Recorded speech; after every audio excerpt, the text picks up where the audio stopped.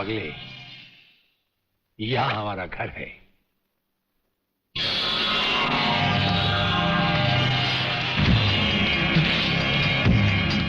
यहाँ तो सिर्फ चारों तरफ जंगल ही जंगल नजर आ रहा है, रहने की तो कोई जगह ही नजर नहीं आ रही। अभी नजर आ जाएगा बहादुर।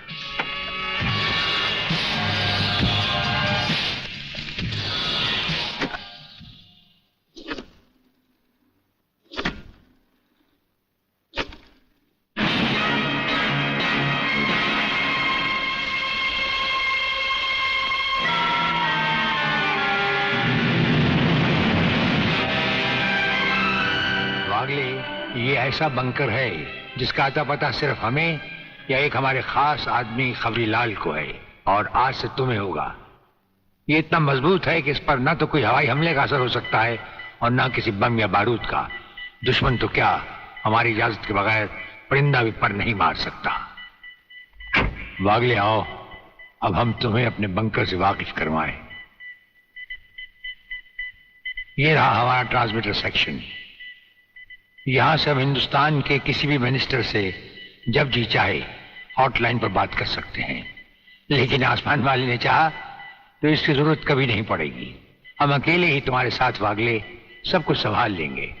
और वो देखो, वो एक कमरा जिसमें सब हथियार रखे हुए हैं, और उस कोने में रहा हमारा अस्पताल।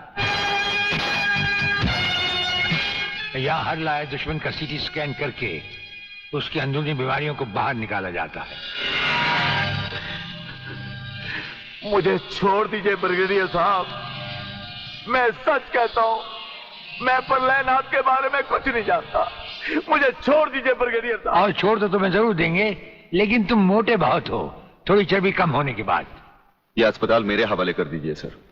चर्बी कम करने के बहुत से तरीके मुझे मालूम। हाँ, गुड वागले।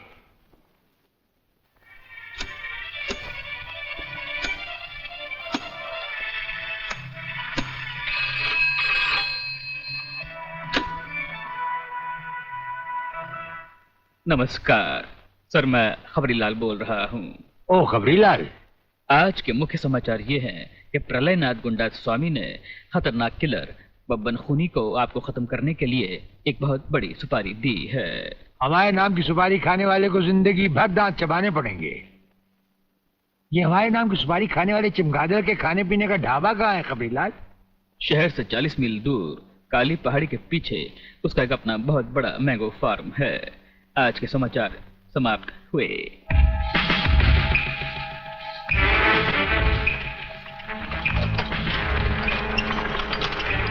शोबे गंगवा, ये माल जो तू आसाम और यूपी भेज रहा है तगड़ा है ना? तगड़ा क्या सरकार, ये नंबर 1 फसल है, नंबर 1। अरे 25 मीटर दूरी पर जाती हुई गाड़ी को ये ऐसे उड़ाता है।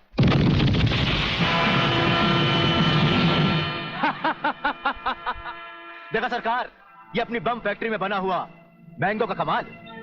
यूपी और असम में आतंक फैलाने के लिए ये माल तो ठीक है, पर मुझे वो माल बता जो ब्रिगेडियर सूर्यदेव सिंह को उसकी गाड़ी के साथ जलाकर उसे राख कर दे। वो भी तैयार है सरकार। ये देखिए छोटा सा हापुस जो 50 मीटर की दूरी पर जमीन पर गिरते ही ऐसा फटता है कि मरने वाले की हड्डियों का सुरमा बन जाता है। ये देखिए।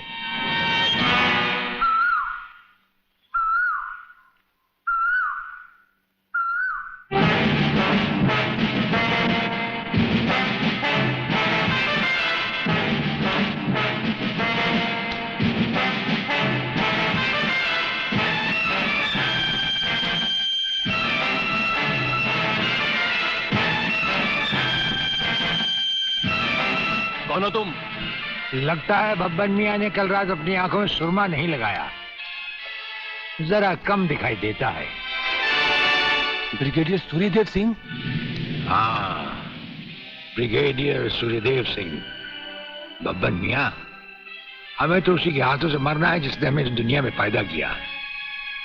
तुम सब अपने आप को हमारे हवाले कर दो, वरना तुम्हारा बनाया हुआ आमों का बागीचा तुम सबका अपने हाथों से बनाया हुआ कब्रिस्तान बन जाएगा। तो आओ आगे और पकड़ लो मुझे। मगर इतना याद रखना कि जहां तुम खड़े हो उस पेड़ से लेकर मैंने अपने चारों तरफ माइंस बिछा रखी हैं। अगर इसके अंदर तुमने पैर रखने की भी कोशिश की तो तुम्हारे चीथड़े उड़ जाएंगे।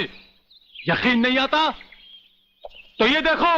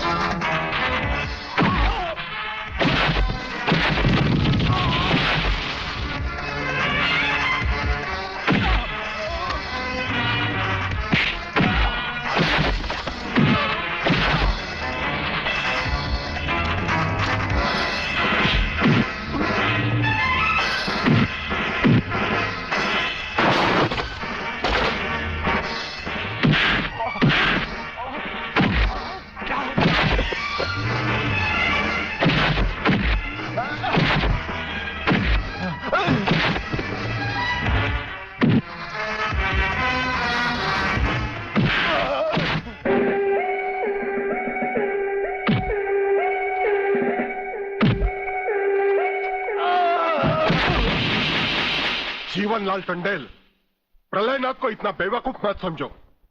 सारे शहर के पुलिस स्टेशन से पता लगाकर ही तुम्हें फोन किया है।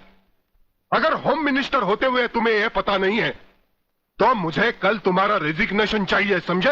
अरे जानते हो बब्बन और उसके साथियों ने जबान खोल दी तो सूर्यदेव सिंह हमारे लिए नर्क के दरवाजे खोल देगा।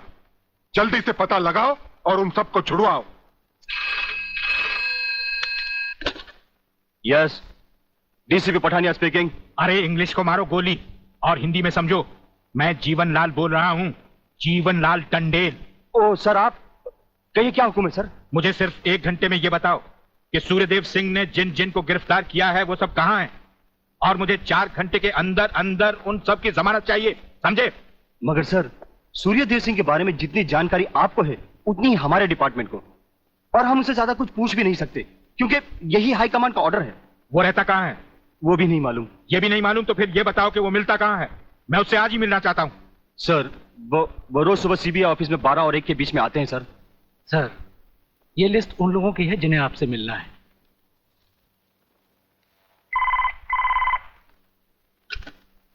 सर, मंत्री जी आपसे मिलना चाहते हैं। टंडेल का नाम है क्या इसमें? जी नहीं सर।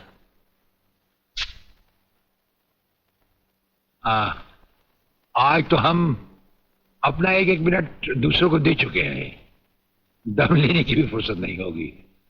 ऐसा करो, मंत्री जी को कल दोपहर के बाद की कोई भी अपॉइंटमेंट दे दो। Okay sir. Sir, you can't meet him today. अरे अंग्रेजी को मारो गोली और हिंदी में समझो। इस राज्य के मंत्री से मिलने के लिए उसके पास वक्त नहीं है। मैं पूछता हूं, वो हमारी खाता है या हम उसकी? इसमें आपकी और हमारे खाने की बात कहां से आ गई? तो ये है ब्रिगेडियर। आप यहां अचानक आ पधारे हैं और हम आज का सारा वक्त औरों को दे चुके हैं। आखिर हम सब जनता ही के तो सेवक हैं। कुर्सी मिलने पर यह समझ लेना कि सारी सरकार आप ही की है, इसे हम कैसे मान लें? आप मुझे ये न समझाएं कि सरकार किसकी है। आप सिर्फ इतना समझिए कि आप एक सरकारी नौकर हैं और आपके सामने खड़ा हुआ ये इंसान इस राज्य का मंत्री है। खादी के कपड़े पहनने से और टोपी लगा लेने से कोई महात्मा गांधी नहीं बन जाता। और सुनिए, हमें नेताओं की भाषा ना तो पहले समझ आई थी और ना कभी आएगी। भाषा छोड़ो ब्रिगेडियर, मैं जो आपसे कहना। आपने जो कुछ भी कहना है कल कह लीजिएगा। आपकी अपॉइंटमेंट नोट करवा दी गई है। और एक बात ये भी याद रखिए कि हमसे बगैर अपॉइंटमेंट के कोई नहीं मिल सकता। और जहां तक हमारा ताल्लुक है, हम किसी से भी किसी वक्त भी कहीं भी मिल सकते हैं, हमारा जब दिल चाहे। शायद आपने वो लेटर नहीं पढ़ा जो सेंट्रल गवर्नमेंट ने आपको भेजा है। उसमें खासुल खास ऑर्डर है कि हमारे किसी भी काम में कोई भी दखल अंदाजी नहीं कर सकता। नमस्कार। नमस्कार।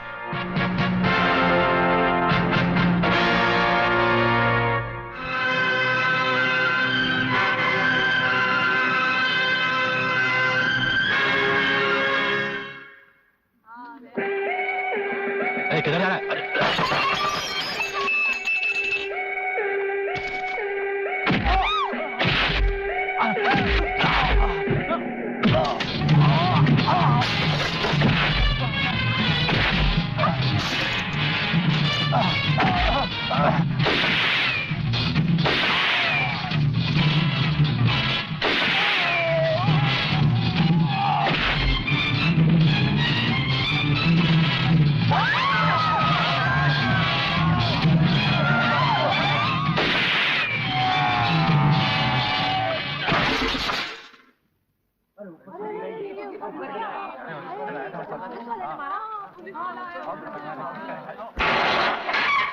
प्रलयनाथ, प्रलयनाथ, प्रलयनाथ, प्रलयनाथ।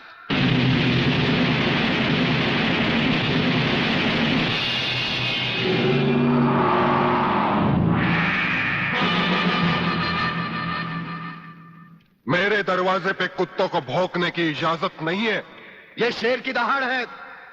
अगर नहीं सुनी तो आके फाड़ कर नीचे देख।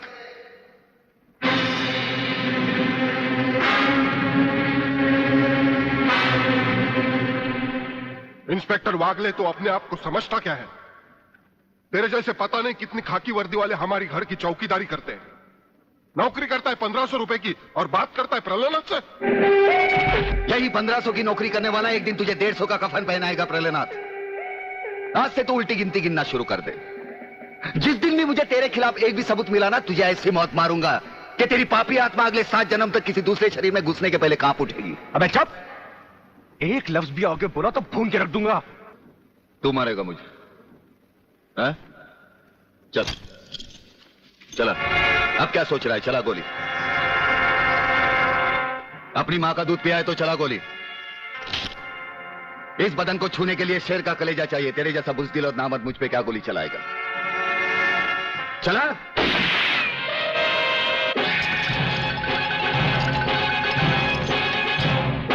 पुलिस अफसर पर गोली चलाने के जुर्म में मैं तुझे गिरफ्तार करता हूं। प्रलयनाथ जरा भी हिले तो इसकी खोपड़ी खोल दूंगा।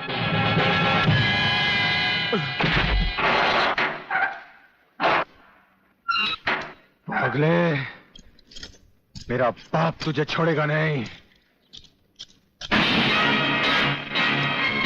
आखिर तुमने वही किया जो हम नहीं चाहते थे। आज तक एक बात मेरी समझ में नहीं आई। आखिर आप चाहते क्या है? क्या आप ये चाहते हैं कि एक के बाद एक की मौत होती रहे और हम चुपचाप देखते रहे? पहले डॉक्टर गुप्ता की मौत हो गई, फिर अली मारा गया, आज इस प्रलयनाथ के पिल्ले ने मुझ पर गोली चलाई। ये देखिए, अगर मैंने बुलेट प्रूफ जैकेट नहीं पहनी होती तो मरने वालों की लिस्ट में मेरा भी नाम जुट जाता। लेकिन इसने तुम पर गोली क्यों चलाई? क्योंकि मैंने इसे मजबूर किया था। इसके खिलाफ सारे सबूत मैंने पहले ही इकट्ठा कर लिए थे। सवाल था उंगलियों के निशान का, जो इस रिवॉल्वर पर मौजूद हैं। एक बात मैं दावे के साथ कह सकता हूं सर, अनीता चौधरी का कातिल और राधा टंडेल से शरीर संबंध रखने वाला यही है रसिकनाथ। डीआईजी के बेटे संजय को फंसाया है क्योंकि वो अपने बाप के कातिल का चश्मदीद गवाह है। वागले, अब हम इसे उस अस्पताल में ले जाएंगे जहां इसके अंदर के छुपे हुए राज एक बीमारी की तरह बाहर आ जाएंगे।